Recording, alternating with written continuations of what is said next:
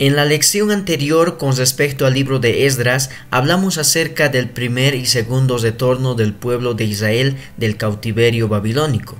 Así que en esta ocasión nos centraremos en el tercer retorno, evento que se desarrolló bajo el liderazgo de Nehemías en el año 445 o 444 a.C. aproximadamente. El propósito principal era reconstruir los muros de Jerusalén. Este evento se desarrolla en el libro de Nehemías capítulos 1 al 7.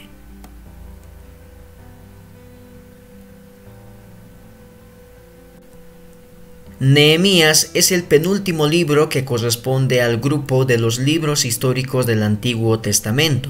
Su nombre significa Jehová consuela. Con respecto al autor, puede tratarse del mismo Nehemías, ya que en el desarrollo de la historia siempre lo cuenta en primera persona, aunque hay algunos que opinan que podría tratarse de un contemporáneo suyo.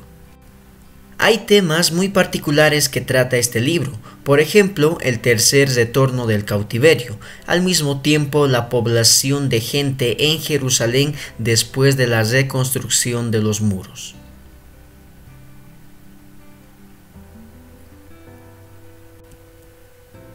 Comencemos hablando del tercer regreso. El contexto nos muestra que Artajerjes, rey de Persia, es uno de los gobernadores más reconocidos de aquel entonces, y bajo su reinado se van a desarrollar algunos eventos importantes.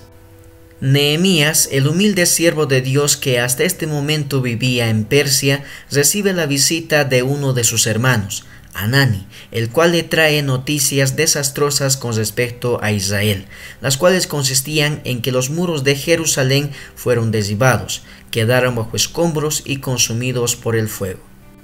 Frente a tan impactante noticia, Nehemías ora y clama a Dios, pidiendo perdón por sus pecados y los del pueblo, aferrándose a la promesa que Dios le había hecho a Moisés de redimir a su pueblo escogido.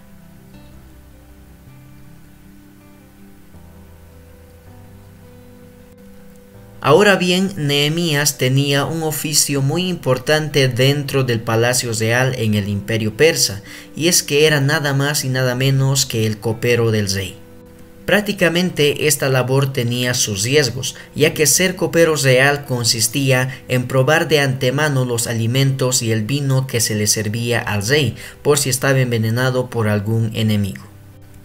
Continuando con la historia, y al enterarse Nehemías de la destrucción de su ciudad natal, manifiesta tristeza y desánimo en el palacio real.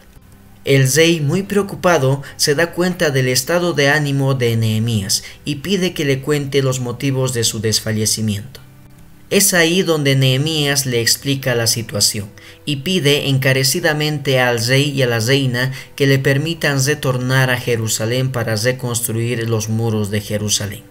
De esta manera, avalado por el rey Artajerjes, Nehemías emprende el tercer retorno hacia Jerusalén, y lo primero que hace al llegar es inspeccionar el lugar durante 3 días, dándose cuenta que la situación era bastante trágica, pero no imposible de solucionar.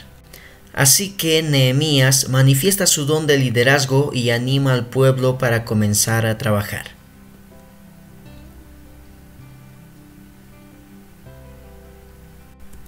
Toda la gente de Israel, fortalecida y animada, y teniendo como líder a un gran siervo de Dios como lo fue Nehemías, dieron inicio a la construcción de los muros de Jerusalén. Al igual que en la edificación del segundo templo en el libro de Esdras, aquí también se manifiestan algunos enemigos que estaban en contra de esta obra, entre los cuales estaban Sanbalat, Tobías, Gesem y de manera general los samaritanos. Frente a todo esto se tomaron algunas medidas de defensa, donde algunos trabajaban en la obra y los demás resguardaban los muros.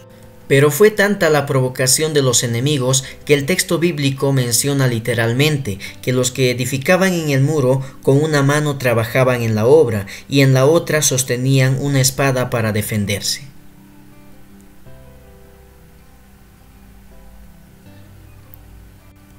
Por si fuera poco, los problemas que atravesaba Israel no solamente eran externos, sino internos, ya que los israelitas ricos estaban abusando abruptamente de sus propios hermanos judíos que tenían escasos recursos.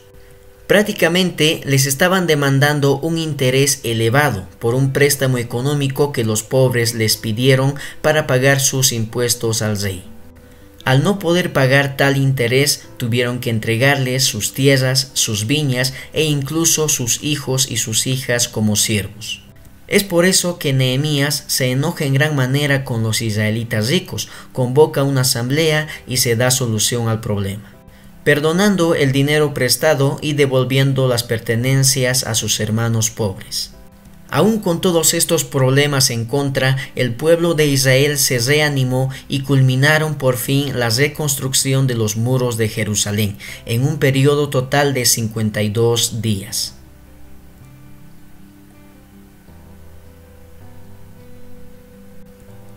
El segundo segmento de este libro habla acerca de las reformas que impone Nehemías para la mejora y bienestar de todo el pueblo de Israel.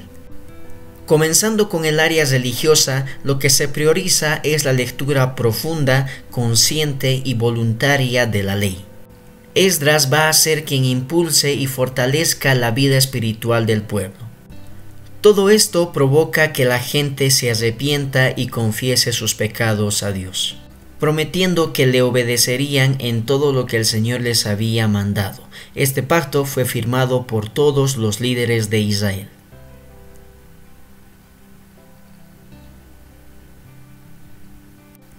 Continuando con el área social, las personas que vivían dentro de los muros eran muy escasas, por lo tanto, las personas de las demás tribus alrededor habitaron juntamente con ellos.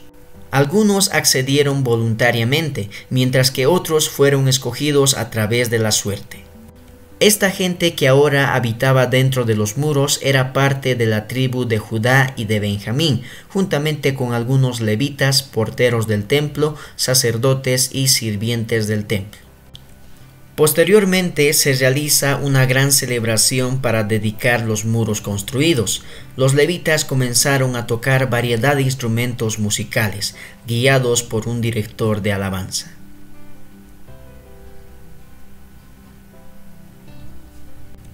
Culminando con el área política, Nehemías ya había retornado a Persia para dar un informe al rey. Sin embargo, tuvo que volver nuevamente a Jerusalén para corregir las malas acciones de los israelitas. Por ejemplo, aún seguían conviviendo con personas extranjeras, ajenos del conocimiento de Dios. Tal era el caso de los amonitas y moabitas, por lo tanto había que separarlos.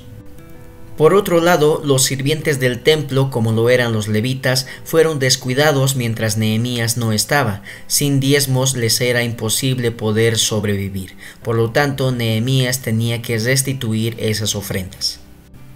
Y por último, la mayor molestia que sintió Nehemías era que, como resultado de juntarse con naciones extranjeras, las siguientes generaciones se criaban hablando en una lengua extranjera que no era parte de Israel.